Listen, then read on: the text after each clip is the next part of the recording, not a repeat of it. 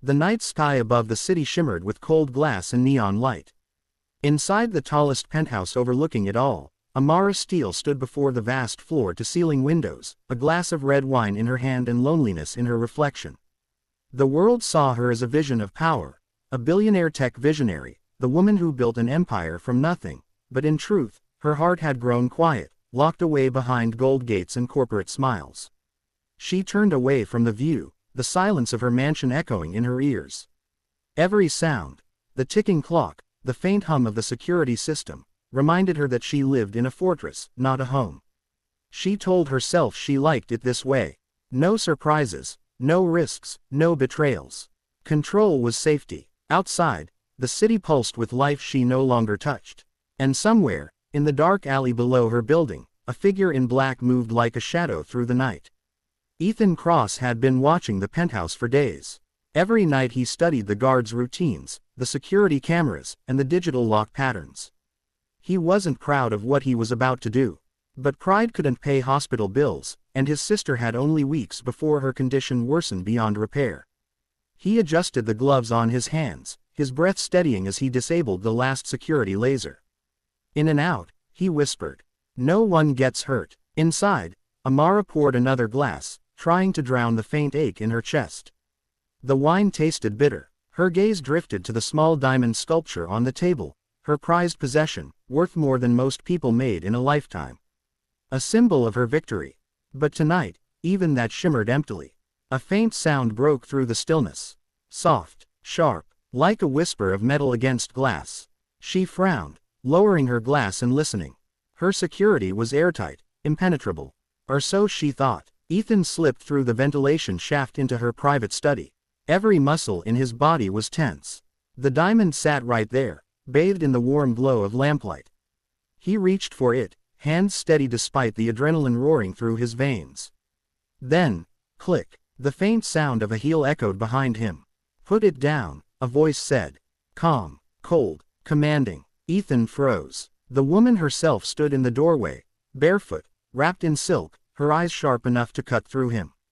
Amara Steele, the very image of grace and authority. He slowly turned, his hands raised, trying to steady his breathing. Listen, I'm not here to hurt you, he said. Her gaze hardened. You're in my home, stealing from me. I'd say your intentions are clear. Ethan took a step back. I just need the diamond. One time, I swear. Do you have any idea what that's worth? She asked. He looked at her. Really looked, and for a heartbeat, she saw something unexpected in his eyes. Regret, desperation, humanity. My sister, he said quietly. She's dying. I don't have time. The surgery costs more than I'll ever make. Amara's lips parted, but no sound came. His words hit something buried deep inside, the part of her that remembered hunger, struggle, nights spent crying into broken dreams. But she masked it quickly. So you steal from strangers? He nodded once, ashamed. I don't have a choice. The silence stretched between them, heavy and strange. Amara lowered her phone. She had been seconds away from calling security, but her instinct stopped her. His voice wasn't lying. His eyes weren't either. She took a slow step forward. If I let you go, she said softly, you'll disappear. Yes, and you'll never come back. He hesitated, then nodded. Something unreadable passed through her gaze. She gestured toward the window. Go, before I change my mind. Ethan blinked, stunned. You're serious. Don't make me regret it. He turned to leave, his heart hammering. Just before vanishing into the night, he looked back at her, this woman who had every reason to destroy him but didn't. Thank you, he whispered. Amara said nothing. She stood alone in her study, staring at the open window and the diamond untouched on her desk. For the first time in years, her perfectly controlled world didn't feel safe, it felt alive. She didn't know why she spared him. Maybe because something about him reminded her that not all thieves steal for greed. Some steal because the world left them no other choice. And for reasons she couldn't name, Amara Steele couldn't stop thinking about him. The morning light spilled through Amara's glass office, but her mind wasn't in the meeting or the charts flickering across the holographic screen. Her assistant spoke about new acquisitions and investments, but every number blurred into static. She couldn't shake the image of the thief, the look in his eyes, the way his voice cracked when he said, "My sister's dying." It haunted her in ways she couldn't explain. Days passed, but instead of fading, the memory deepened. She found herself wondering if he had made it out safely, if his sister survived, if he'd used that second chance wisely, or if the world had swallowed him whole again. She told herself it didn't matter. He was a criminal. He'd made his choice. But her heart refused to believe her. That afternoon, she decided to visit one of her company's charity foundations, something she hadn't done personally in months. It was a rehabilitation program designed to give ex-convicts a second chance through honest work. The irony didn't escape her. The air was warm, filled with the hum of machines and chatter from workers rebuilding old furniture. She walked through the workshop, her heels clicking against the concrete floor, drawing glances from employees unused to seeing the billionaire herself. Then her gaze froze. There he was, Ethan Cross, clean-shaven, dressed in a simple gray shirt, sorting donated equipment with focused precision. For a moment, she thought she was imagining him. But when he turned, their eyes met, and everything inside her stilled. He froze mid-motion, the color draining from his face. "You." Her tone was sharp, controlled, but her pulse raced. "So this is what you do when you're not breaking into people's homes." Ethan swallowed hard, lowering his tools. "I'm not here to steal. I'm trying to fix things. I got caught a few weeks after that night. They sent me here under community service." Amara studied him, her expression unreadable. "Does your sister know her surgery money came from a thief?" He met her gaze. "She doesn't know anything. And she never will. I'm paying for it honestly now." His voice held no arrogance, only quiet determination. The kind of honesty that disarmed her more than any lie ever could. She turned away, trying to regain her composure. "You have some nerve, showing up in my world again." "I didn't plan it," he said. "But maybe it's better this way. I can repay what I almost took from you." Something in his tone stopped her. She didn't respond. Instead, she watched him from a distance for the rest of the day. How he spoke gently to other workers, how he smiled at the smallest successes, how he worked long after others left. He wasn't the man she had met that night. Or maybe he was, but now she was seeing the parts of him the darkness had hidden. By evening, she found herself standing by his workstation again. "Why didn't you run?" she asked quietly. "You knew I could have turned you in the moment I saw you." Ethan looked up, surprised. "Because I'm tired of running. I made a mess of my life, Amara. I just want to clean it up." Hearing her name, on his lips sent a strange warmth through her. No one spoke to her like that, without fear, without calculation. Just truth. She folded her arms, trying to hide the flicker of emotion. "You think the world forgives so easily?" He gave a faint smile. "No, but sometimes people do." Their eyes met, and something unspoken passed between them, recognition, maybe even respect. The line between the thief and the billionaire blurred in that instant. The weeks that followed drew them closer. She began visiting the foundation more often, telling herself it was for oversight. But the truth was harder to ignore. She liked seeing him there, working hard, laughing with others, proving himself. He, too, felt the shift. Every time she appeared, his heart raced in ways he couldn't control. She challenged him, trusted him, even when she didn't admit it out loud.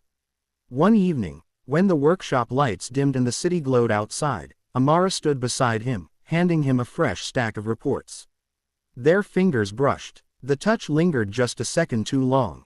She drew back quickly, masking the moment behind a cool tone. "You're improving, Mr. Cross." He smiled faintly. "Trying to earn the second chance someone once gave me." Her lips parted, but she said nothing. She walked away, her pulse unsteady. For the first time in years, Amara Steele didn't feel like the one in control. And though neither would admit it yet, something had already begun between them, something neither money nor walls could keep out. The night air was thick with tension, heavy enough to choke on. Ethan sat alone in the dimly lit workshop, staring at his reflection in the window. He had come so far since that night. Honest work, clean hands, a fragile trust rebuilding between him and Amara. For the first time in years, he believed he could have a future that didn't come with sirens or shadows.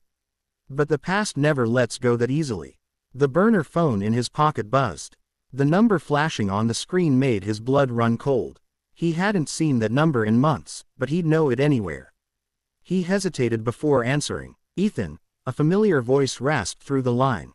It was Marcus Hale, his old boss, the man who taught him everything about stealing and surviving. "Heard you went clean. Working for the rich lady now."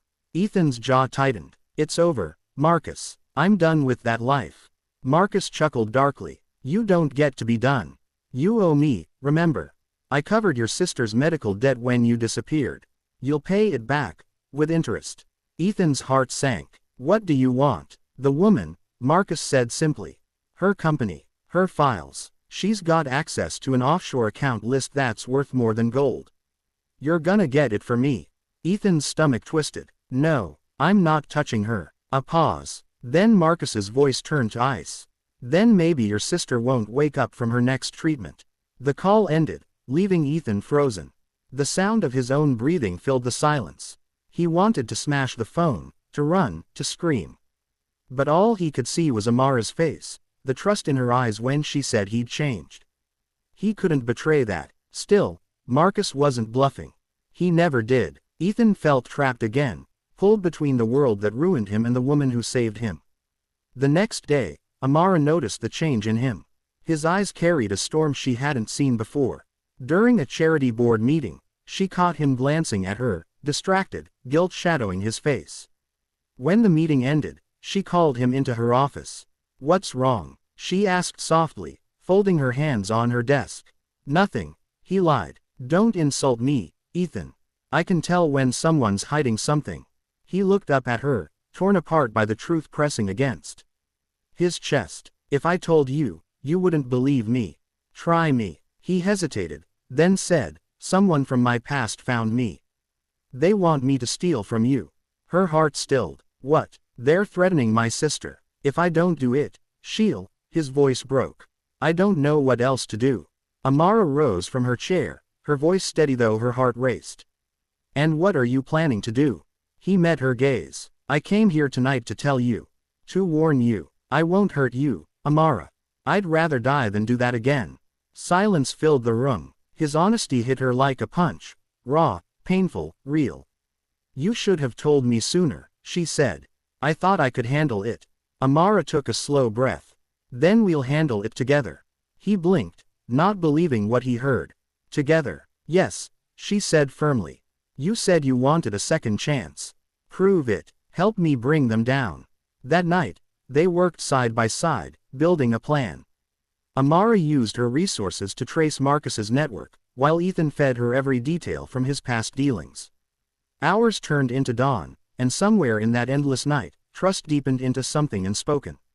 When Marcus finally made his move, sending men to infiltrate her data center, Amara and Ethan were ready. The police were already waiting. A trap perfectly set, but Marcus, ruthless as ever, escaped. Before he fled, he fired one last shot, literally. The bullet grazed Ethan's shoulder as he shoved Amara out of the line of fire. She caught him before he fell, her hands trembling. "Ethan, stay with me," he winced, gripping her hand. "Told you, I'd never hurt you." Sirens wailed in the distance. Amara's voice broke. "You idiot. You saved me." He smiled weakly, his breath shallow. "Guess I was tired of stealing. Thought I'd try giving something back instead." As the paramedics arrived, Amara held his hand tightly, refusing to let go. For the first time, she realized, he wasn't just the thief who broke into her home. He was the man who had broken into her heart. The hospital room was quiet except for the soft rhythm of the heart monitor. Morning sunlight spilled through the window, warm and golden, touching everything with a fragile calm. Amara sat in a chair beside the bed, her hair loose, her eyes tired but steady. For 3 days, she hadn't left his side. Ethan lay asleep, a clean bandage over his shoulder, his breathing even now. The bullet hadn't taken his life, but it had come too close for comfort, and Amara hadn't stopped replaying that moment since. She had faced corporate wars, hostile takeovers, and courtroom battles that would have broken lesser people. Yet nothing had shaken her like seeing him fall to the ground, blood on his shirt, his voice faint but certain when he said, "I'd never hurt you." The door opened quietly, and the nurse smiled. "He's doing better than expected, Ms. Steele." "Strong man." Must have someone worth fighting for. Amara didn't answer. She just looked at him and whispered, "He does." When Ethan finally stirred, blinking against the light, his first sight was her face, pale, beautiful, relieved. "Hey," he rasped weakly, his voice rough but alive. "Hey yourself," she said softly, her lips curving into a tired smile. "You scared me." He tried to sit up, wincing slightly. "As Marcus gone?" she interrupted. "The police caught him at the border. He won't hurt anyone again." Ethan exhaled slowly, his body relaxing. "Good. That's good." Amara handed him a cup of water. "You should focus on healing now." He took it, watching her closely. "You didn't have to stay." Her eyes flickered. "Maybe not, but I wanted to." A small silence stretched between them, heavy with things unspoken. For weeks, they had circled each other, boss and employee, savior and sinner, but now there was no pretense, no barrier. Just two people who had bled and survived together. "I thought you'd hate me," Ethan admitted quietly. "I tried to," she said truthfully. "But I couldn't, because when everything fell apart, you chose to protect me instead of saving yourself." He gave a faint smile. "Guess I'm not much of a thief anymore." "No," she murmured, "you're something better." The days that followed became softer. Ethan healed, and Amara visited every evening, sometimes bringing books, sometimes just silence. He told her stories about his sister, about the life he'd wanted before everything went wrong. And she, in turn, opened up for the first time in years, about her childhood, her loneliness, how power had become her only armor. By the time he was discharged, something had changed between them. Not forced, not confessed, but real. Weeks later, one cool evening, Amara found herself standing in her penthouse again, the same place where it had all begun. Only now, it felt different. The silence wasn't cold anymore. The air carried the faint echo of laughter. She had invited Ethan over to thank him properly. When the elevator doors opened, he stepped out, dressed simply but with that same calm confidence that had once unnerved her.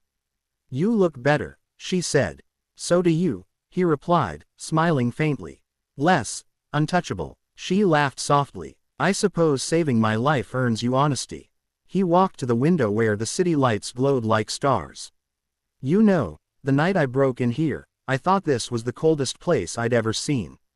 But now," he turned to her, "it feels like home." Her heart caught in her throat.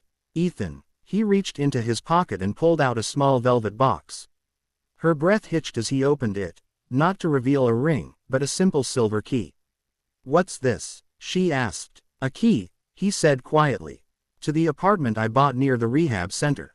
I thought maybe you'd want to visit. No secrets, no walls, just us, starting fresh." She looked at the key, then at him. "You're giving me a key."